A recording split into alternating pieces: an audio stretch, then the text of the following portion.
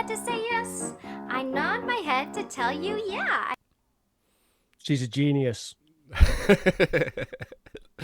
English language teaching under the covers.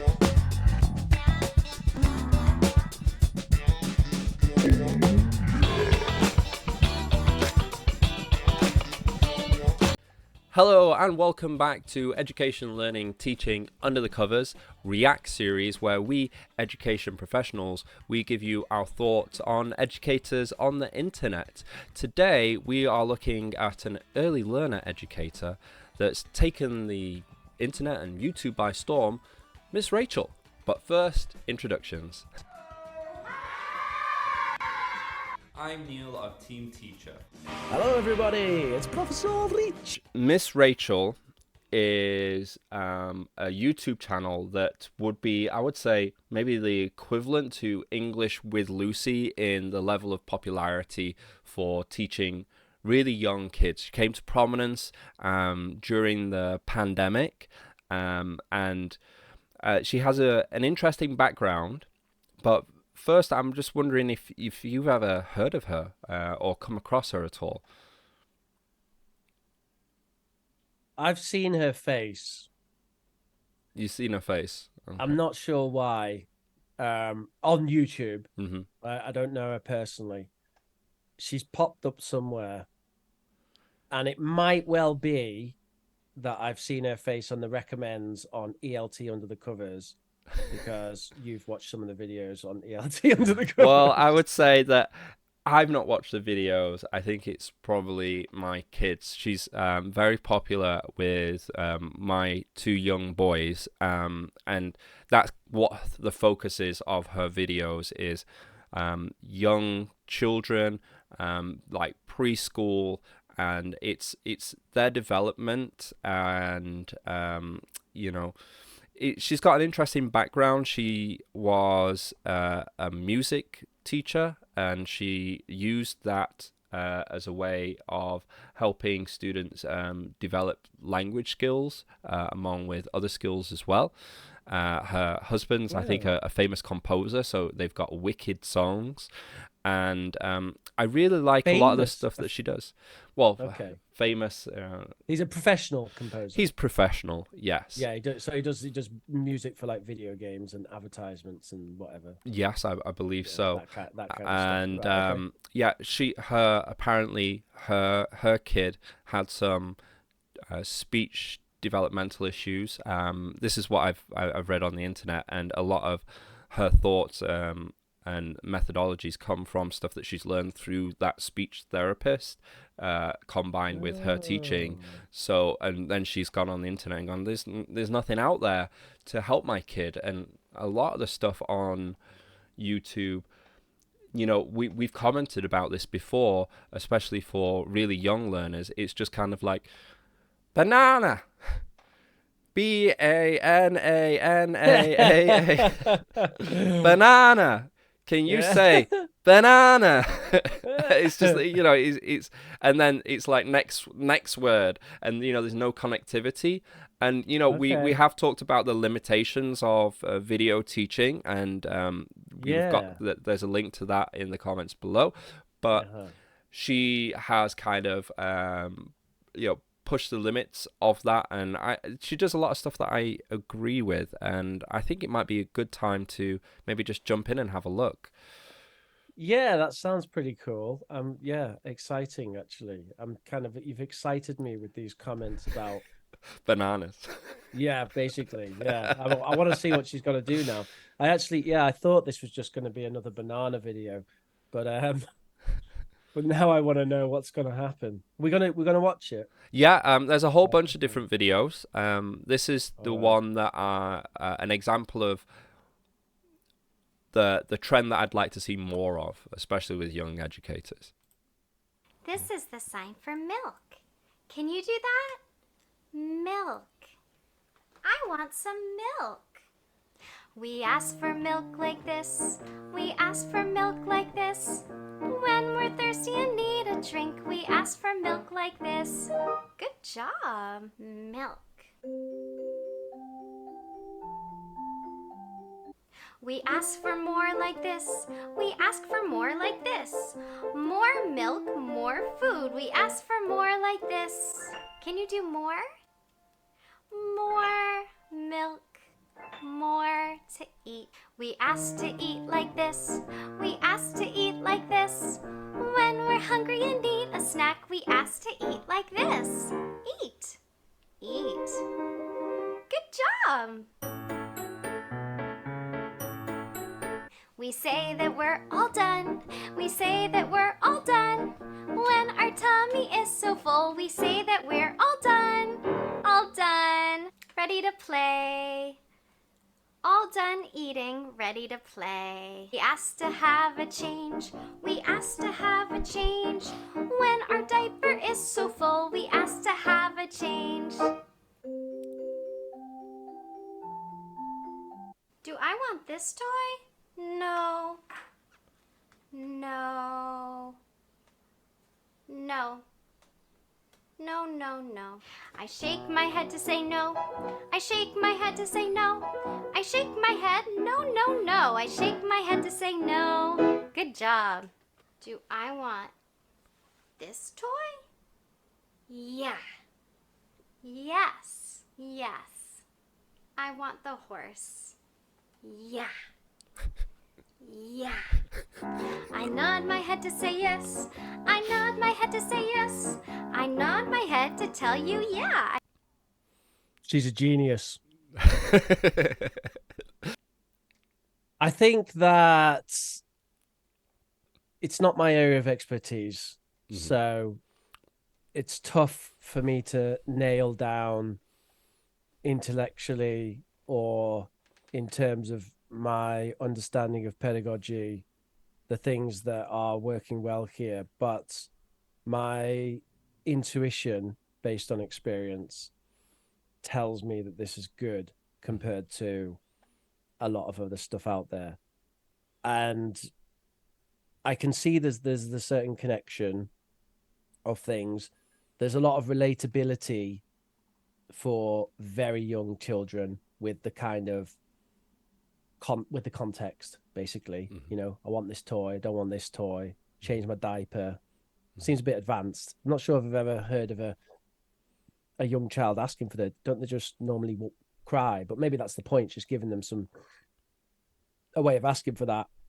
The yes and no thing was probably the most confusing thing for me, because yes and no is such a universal gesture that if you were thinking of it in terms of difficulty, then that would be the one that would come first, because they probably understand that anyway, because it's so I mean, not universal, that's the wrong word, because it's cool. It's a cultural context thing, because obviously in different cultures they have different ways of saying yes and no in terms of body language. But the point is that it's such an important part of communication that happens so much that, you know, babies will pick it up super quickly. They don't need that extra stuff. But these other things she's doing, like, I don't know what she was doing, like this, or, you know, this, you know, which I've never seen those things before, but they made more sense kind of teaching them, because they're kind of like new type of thing. So I want to play or whatever. And giving it an action as well is a big thing, isn't it? Because the kids, they love to like copy what they see when it's on the screen. And the other thing that I noticed, that's my very wobbly attempt to piece together the pedagogy of what's going on. And then the other thing I noticed is her energy is amazing. Yeah. Wow. Like, I mean, it'd be quite funny to talk to her after this. She'd be, I think anyone who does this stuff, like, they'd find it difficult not to be incredibly embarrassed when they were talking to other adults about it. But it'd be interesting to know if she has a technique where to put herself into that mode. Oh, like where she's gonna do that. I can't remember what you call it, like a state prompt or something like that. Something like that, yeah. Like, mean. whether, because I mean, I kind of have one actually. Oh, I had one when I used to do recorded videos for Prof Rich rather than the live stuff. With the live stuff, I just I do have a kind of a ritual moving up to it, but it's not quite the same. But with the state older, pump.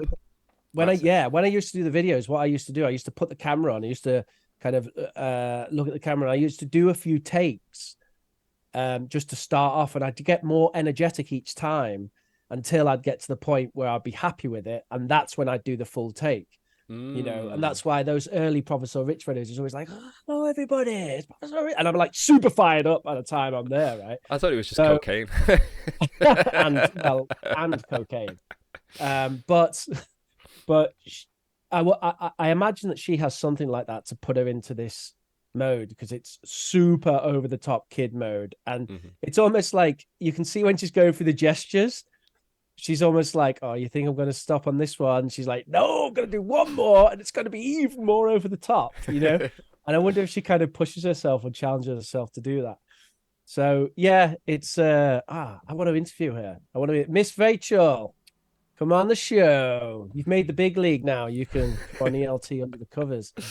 Yeah, I'm sure she'd love to grace us with our presence. So all those gestures that she was doing was actually sign language, baby sign language. And it's something that we've explored on Team Teacher Baby as well. And it's what we've done, what we did with Win especially, and we still do with Ray. We don't cover as many.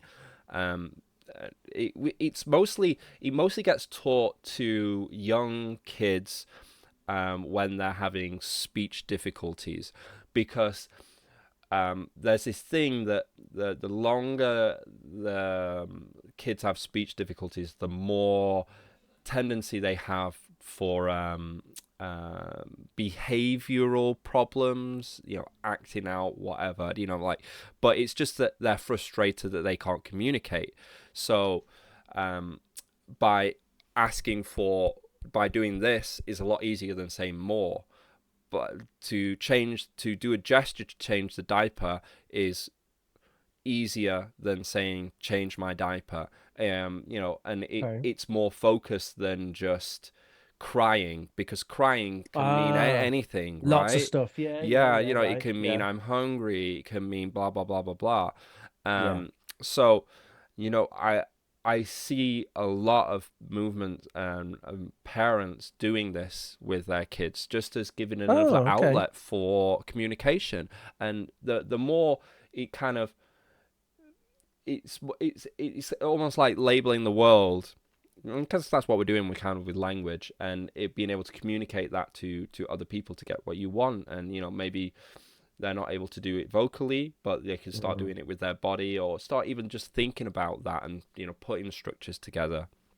So a lot of her videos, when she does like the vocabulary based videos like Learn to Talk and stuff, she will include the sign language version of the word. And I think it plays into what we've talked about before when teaching young kids. It's always great to, when you verbalize a word, to have some sort of action connected to it. Like when you're doing run, you naturally kind of do the pantomime, the charades version of it as you're trying to get them to say the word. So why not have, instead of that pantomime, that action, why not have the actual sign language word for that? So that's what I was going to ask. So this is actual sign language. It's not just made up. It's actual. Right. Like thank you. My kids do this still to this day, and if they were to do that to someone that's wait, how do you do it? Like that or like that? Just it's kind of like friends, kind of like flipping someone off. So say thank you. Right, okay. Yeah, that's how I remember it. I've got a little mnemonic there, but thank you. Yeah, thank you. Okay, thank you. Yeah, right. And there's please, and sorry is just a closed hand and stuff like that, and it's really easy to pick up. And it's just it helps as well, especially for parents. This is something that you don't think of, is when you're, I'll give you an example. So your kid is falling asleep, but they're kind of like groaning a little bit. You've just run out of that milk, and you're like, ah, shit, and your partner pops in, and they're like, they don't want to say anything, because as soon as you say something, the kid starts to wake up, and he's like, oh, is that mummy or daddy? So if you pop in and then you've got one hand free, you can go, like, milk, like, Ah, yeah. and then, like, it's a communication between you two, and they can bring it without disturbing the kid. It's kind of another avenue of communication, rather than just kind of going, Rather than trying to like, yeah. yeah. Okay. Yeah. Yeah, that's cool, man. Yeah, that's really cool. So, what originally got you onto this idea of baby sign language? Presumably, it wasn't Miss Rachel. It wasn't Miss Rachel. It was just Yeah. in the ether. It was stuff that was talked about in baby books that I'd read Okay, and yeah. stuff like that. And then I saw, once you kind of read about it and you see it in action, I was like, it just made sense. It made sense. So I went along with it and did it. And I think it's incredibly useful for new parents and for their kids. And Yeah. to comment from a teacher perspective in what she was doing, I do like that she was building on it. So it was, it was sequential, and it's hard to do, right? But, she did milk, she did more, and then it was more milk. More, Right. She was putting it into a sentence, which is what we talk about, with like that lexical approach of, putting stuff in a phrase, in a sequence, not just leaving it out by itself. Yeah, right. Connecting the speech. Yeah, I did notice that there was some contextual stuff going on, which was quite good. Yeah. Yeah. It wasn't just thematic. And in fact, if anything, it wasn't thematic. Because thematic would be like, right, let's do all the animals, lion, tiger, right? And, you just get all this disconnected thematic vocabulary rather than having it in, because it's quite rare, actually, that you would suddenly need to talk about a whole load of different animals. Yeah. But it might be quite common that you need to talk about cat or dog along with like food or poo or Yeah, you know. and that's it. It feels like the communicative approach for early learners. In that it's looking at the functional language, the everyday language, the whatever means it is to be able to adequately communicate, or to enable students what they need to communicate. Miss Rachel does it much better and at high quality, but we make videos for our kids that are specific to them, and it's something that we recommend if you're going to do screen time with your kids from really young, then why not do it with videos that are personalized to them. So like we did when we're trying to get our kids to recognize us and family members, we would have flashcards, but instead of a mom and just a generic person stock photo, it would be picture of us. Personalization. Personalization. Nice. Really Yeah. And like when we're singing a song and we've put that on a video, then it's Fanny singing that song, or it's me singing that song. So they're watching their own their own personalized videos, because you'd watch stuff like Your Baby Can Read, and like Baby Einstein, or whatever they are, and it's all stock, and it's you kind of want them to, it's just like you want it personalized to them, but also you want it to connect to what you've been talking about with them as well. Yeah. And it's I think now it's easier. personalization It's easier and also- easier to do. Is that also a bit of a hot topic in early years teaching at the moment, this personalization, or is that something you come up with yourself? That's something I came up with myself, just because Good. I'm like, well, we're taking all these videos with the kid and with us. So we just have to put it together, and then we don't have why to wouldn't worry you? about them, whatever they're watching on YouTube or whatever if it's going to be educational, because we know this is what they do to us, and then we can prompt them, be like, do you remember that? And it's, you know, it helps build Yeah. from that. But it's it's not something that a lot occurs to a lot of parents, but they probably do it all the time, in that showing old videos, but putting it all together in a kind of like a format is easier and easier to do nowadays. I'll drop Yeah, a it's link easier to to it so do, and you can see. also just the knowing about personalization and being able to express it, and why the rationale. It's that being a teacher thing is helpful as well for that. But you're right, we now have the ability to do that kind of stuff a lot easier, and yeah, it's obviously it's a cool thing to do, individualize things. It does remind me of it's in a story that it mentions this, and I've never actually seen the stories where this featured, but apparently there was some books way back in the 80s and 90s where you give the name of your kid and the whole book is printed where the main character in the book has the name of your kid. Yeah, we So actually have some of those. oh, you've got some. Okay, Yeah, we yeah. got So, some. so it'd be like Win got up and it was a special day and he was going to do this.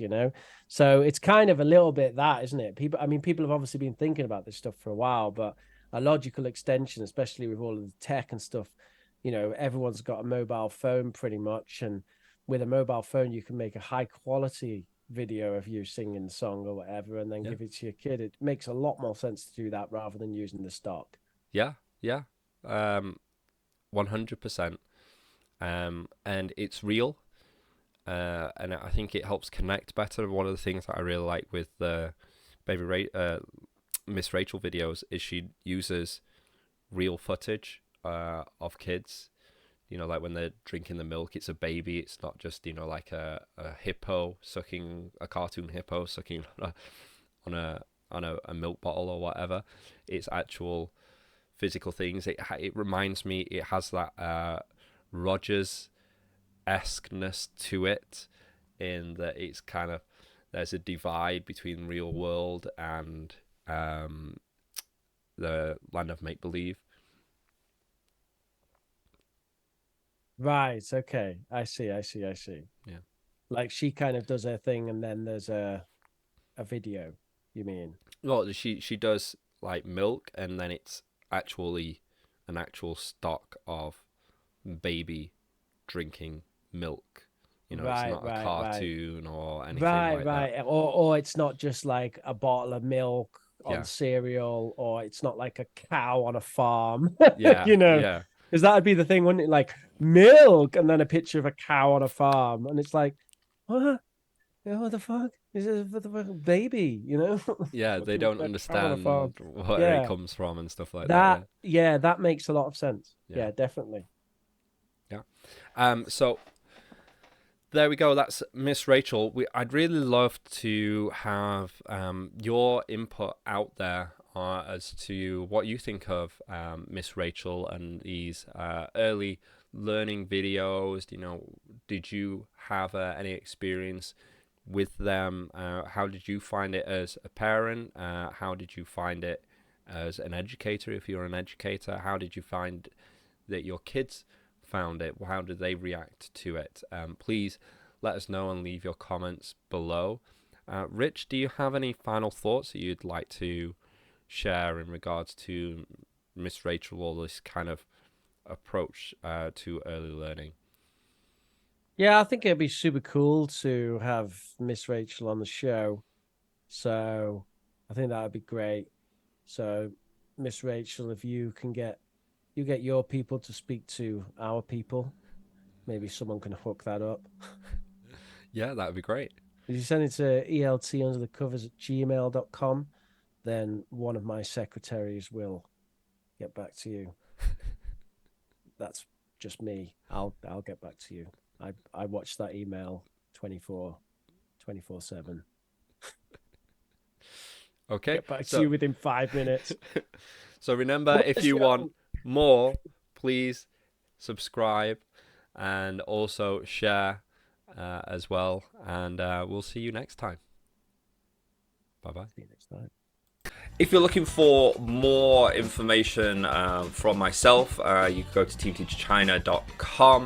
We've got a whole bunch of materials, PowerPoints that you can use instantly in the classroom. We've got a Team Teacher China YouTube channel where we have videos teaching you how to use those materials. Team Teacher English, where we put those materials into a video form for self-study. And Team Teacher Baby, where I take my experience as a teacher and put that into parenting. And go to youtube.com/Professor Rich to see some English teaching. You can catch me weekly live streams on Oxford Online English YouTube channel. Oh, and also you can do a YouTube search for POG Space UK, and you would get my alpha version of my new gaming channel, which actually just have some trial content on there at the moment. You can email us here at eltunderthecovers@gmail.com if you have anything you'd like to contribute to the show. Smash that like button, share and subscribe. And watch 100% of the video and don't click Exactly. off. Thank you. Bye.